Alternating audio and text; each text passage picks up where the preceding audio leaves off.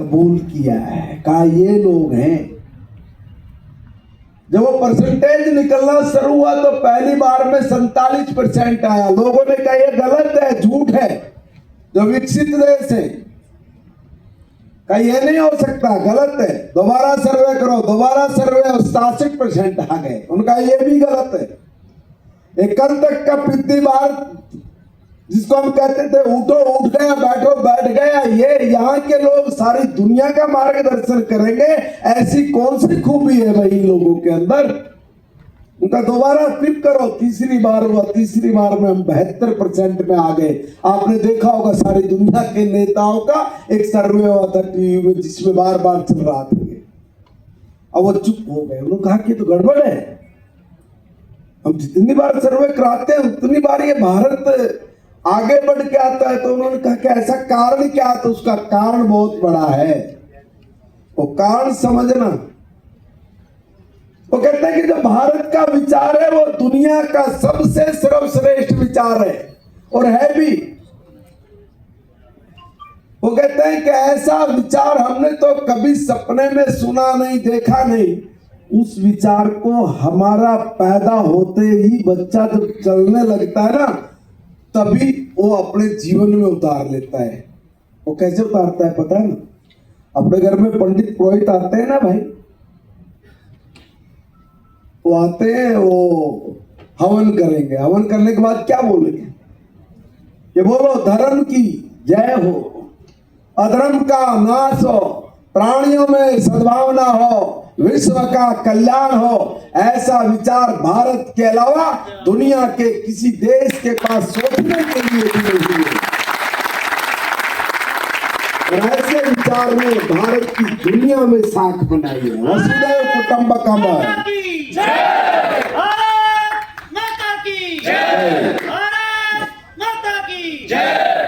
तो दुनिया में ये अपना जो विचार है इसके कुछ मूल्य हैं।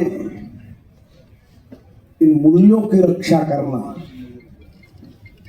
और अंततः गत्वा इसलिए कहा कि दुनिया का मार्गदर्शन आपने हमने करना है, उसकी तैयारी करिए। और तैयारी करने के लिए पहले अपने घर को मजबूत करना। और घर को मजबूत करना यानी हर काम जो जिसके लिए, जो योजनाएं जहां पर लागू होनी है, जिनके लिए होनी है, उनको पूरा करना। और इसलिए मैं जो कह रहा था कि हमारा जो विचार इतना उत्तम, उस उत्तम विचार में लोग कहते हैं कि ये ऐसा क्या है, इसमें क्या है कि धर्म की जय हो, क्या है इसमें? तब हमारे बुद्धिजीवियों ने लोगों को बताया है कि धर्म की जय हो। धर्म ये नहीं हिंदू मुस्लिम सिख ईसाई, अरे धर्म जीवन जीने की पद्धति है। हिंदू तो धर्म तो हमारा सनातन है, हम सब सनातनी। मगर मैं एक निवेदन कर रहा हूं, धर्म उसकी संज्ञा हमारे यहाँ पे जीवन जीने की पद्धति है। हमारी जीवन जीने की पद्धति इतनी विकसित रही है, इतनी मजबूत रही है, इतनी संस्कारित रही है कि आज का साइंस हमारी उस धर्म के सामने अभी तक 1% भी नहीं पहुंच पाया। 1% भी। अब दुनिया जिस जगह पे खड़ी है उस जगह का अभी 1% भी हमारी जीवन शैली के बराबर नहीं पहुंच पाया।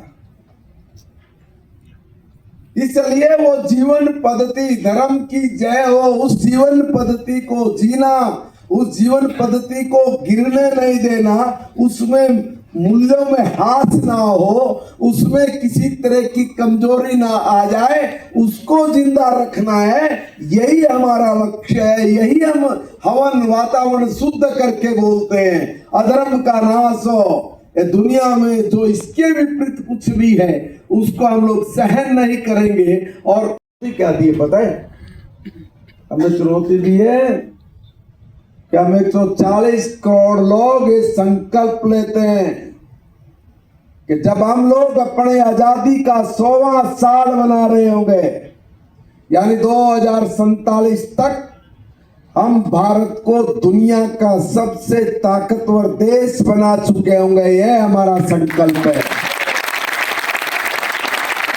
और संकल्प को सिद्धि तक लेकर जाना है, सिद्ध करना है। कौन करेगा? यस, तुम ही करना है। हर व्यक्ति की रिस्पॉन्सिबिलिटी। हम विश्व गुरु तब बन पाएंगे जब हम लोग अपनी नीचे तक की तमाम समस्याओं का समाधान कर लेंगे। हर रोज की जो चुनौती गरीब के सामने आती है, सरकार की तरफ से उसकी चुनौती को समाप्त करने का जो जिम्मा तुम्हारे कंधों पर है, उसको पूरी ईमानदारी के साथ करके उसका सहयोग करना।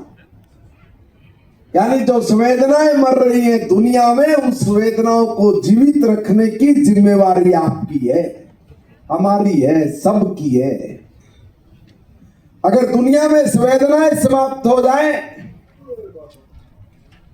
तो कहीं ना कहीं कोई बीज तो अंकुर करने की जरूरत है ना।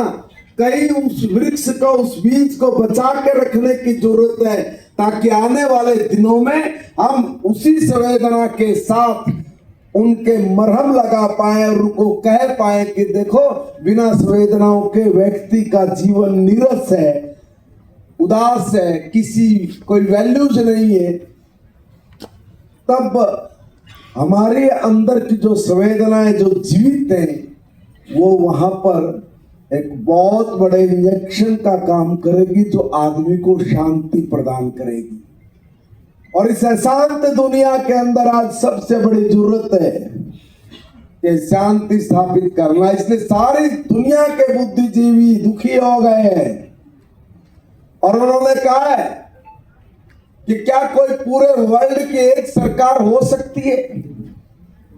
क्या एक जैसी करेंसी, एक जैसे कानून हो सकते हैं क्या, जिसमें हम अपने तीज त्योहार, अपने ओकेजन हम लोग अपनी मर्जी से बनाए, खाएं, ऐश करें, मजे मारें, काम करें, और हमें इस तरह के आतंकवाद, इस तरह की समस्याएं जिससे आदमी की जान जोखिम में डाल रही है, उन सब से छुटकारा मिले, पीस, शांति चाहिए। अगर इस प्रकार की कोई सरकार बने तो उसके लिए वो लोग लगे, उन्होंने दुनिया भर में अपने सर्वे कराए। बड़ी खुशी की बात यह कि उस सर्वे में समाज को कुछ भी बात बोलने का अवसर देता है। हम लोग ये चाहते हैं कि कोई भी अवसर आपके प्रति बोलने का ना मिले। सब कहें कि ये जो रमेश सीएससी वाला है, गहना गजब का छोरा है, ऐसी बात निकल के आए तो समझिए कि आप एक शानदार तरीके से काम करने वाले साथी हो। कई बार हम सरपंचों के बारे में सोचते हैं तो सरपंच गली बनाएगा, नली बनाएगा, चौपाल बनाएगा, कम्युनिटी हॉल के लिए बोलेगा, टावर लाइट लगवाएगा, फिर नहीं बनवाएगा, आजकल खेत के रास्ते पक्के करवाएगा साथ लग के। सिर्फ यही काम। मैंने उनको कहा, देखो भाई, डेवलपमेंट का काम भी आपका काम नहीं है, बहुत बड़ा काम है। इस गांव में बच्चा पैदा होने से लेके मेरे बुजुर्ग के अंतिम संस्कार तक जो जो भी चीज आती है, उन सब चीजों की के प्रति उत्तरदायित्व यह आपका है। गांव में कितने बच्चे पैदा हुए, उनका टीकाकरण हुआ कि नहीं हुआ, मेरे गांव में कितनी जमीन है, कितनी जमीन पर कितनी खेती होती है, मेरे गांव में कितने बुजुर्ग हैं, कितनों की पेंशन बनी, कितनों की बनवानी है, मेरे गांव में कितनी विधवा है, क्या उनकी पेंशन बन गई है कि नहीं बन गई, दिव्यांग कितने हैं, काम होना चाहिए, बिना विलंब के काम होना चाहिए, तब जाकर कहीं काम अटकता है तो प्रश्न चिन्ह लगता है। तो मैं चाहूंगा कि आप ये प्रश्न चिन्ह दूर करें, और दूर करने के लिए आपको थोड़ा सा अपनेपन के भाव के साथ भी काम करना पड़ेगा। सब अपने हैं, मगर कई बार हम लोग इतने कमर्शियल हो जाते हैं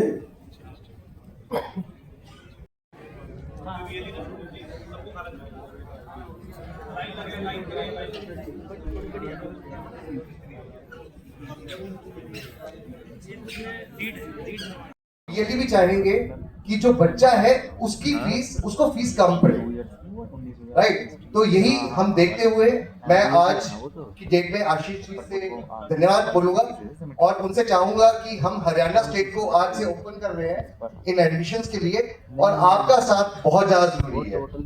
बाकी हम जाते हुए आप जो है बैनर्स, पोस्टर्स जो हमारे बाहर हमारे क्लिक्स बैठे हैं उनसे आप ये चीज ले सकते हैं। आपका बहुत बहुत धन्यवाद। Thank you Ashish, thank you Ashish. चलाता है और अपनी जीवनशाली एक सोशल एंटरप्राइज के माध्यम से, एक टेक्नोलॉजी के माध्यम से अपनी वो जीवनशाली, अपना घर, अपनी गृहस्थी चलाता है। आप सब लोग बेस्ट हैं, आपसे बड़ा सोशल एंटरप्राइज का मॉडल हो नहीं सकता है। हम लोग तो बहुत दूर हैं, हम लोग जो आपसे स्किल सेट सीखते हैं, आप सब लोग बहुत बेहतर हैं, बहुत बेस्ट हैं।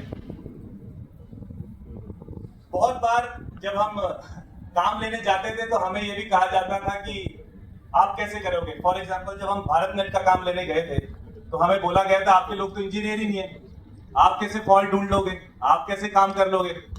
तो हम लोगों ने ये बताया कि इंजीनियर नहीं है, ये इंजीनियर के बाप है। तो इन्होंने और आप लोगों ने वो सब करके दिखाया, आप लोगों ने वो फॉल्ट ढूंढे, वो बेंचमार्क सेट किया, और आज भारत नेट जिस मुकाम पे आप लोगों ने पहुंचाया, मुझे नहीं लगता कि वो शायद ही दोबारा से उस मुकाम पे पहुंचाया जाएगा। आपके बिना तो ये बिल्कुल संभव नहीं है। तो आपके लिए सर बहुत बहुत शुक्रिया। आपने जो ये क्रिएटिविटी करी और जो इतने काम करे हैं टेक्नोलॉजी के माध्यम से, उसकी अडैप्शन करी है, तो आप सब लोग सर बधाई के पात्र हैं। बहुत सारे सेटबैक आते हैं जब हमारी जर्नी शुरू होती है, तो बहुत सारे सेटबैक आते हैं क्योंकि सीएससी का काम है, किसी ना किसी के पेट पे तो लात लगती है।